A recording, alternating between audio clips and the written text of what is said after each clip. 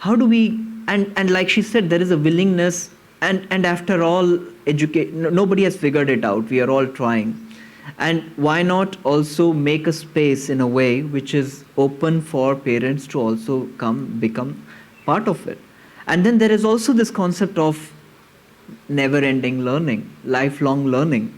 And why can this place of education not be open to also adults? Why don't we design it in a way that it is not only meant to be used for 6 hours, 5 hours a day?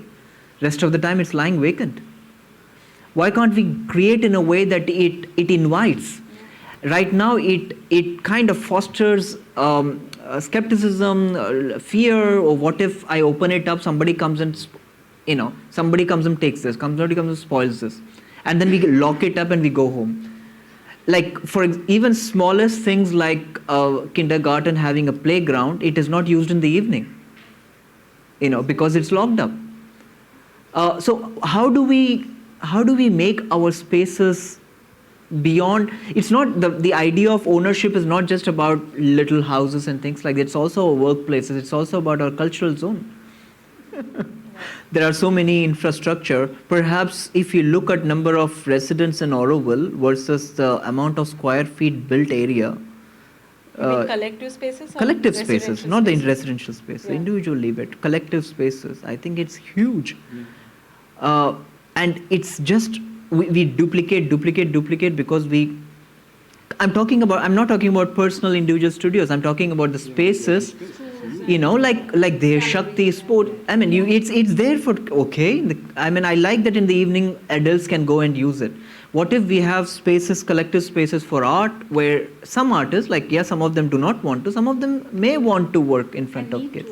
Need to also. I think we are not enough together also. Not just enough, but we are not enough together. Nice. So, and again, there has to be some kind of consciousness when we use these spaces. Yeah. And we don't have that collective consciousness still.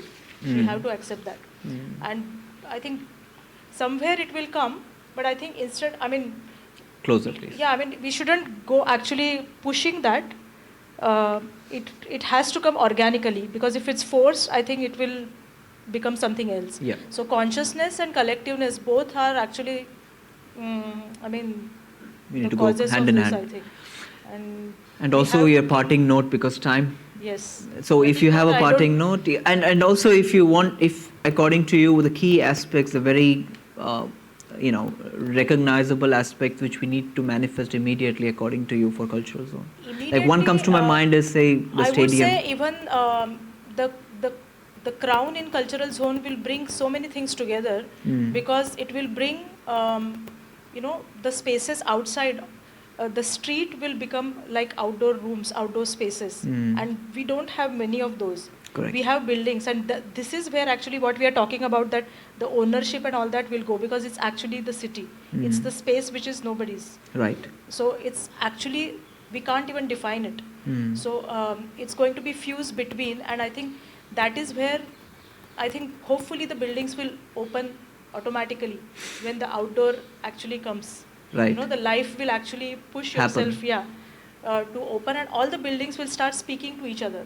So that is where actually, the buildings should start relating to each other and not have, their own facades and own zones. So we are actually treating buildings also as our own egos and our own zones. Correct, yeah. So once they start speaking to each other, the spaces in between will actually be used more.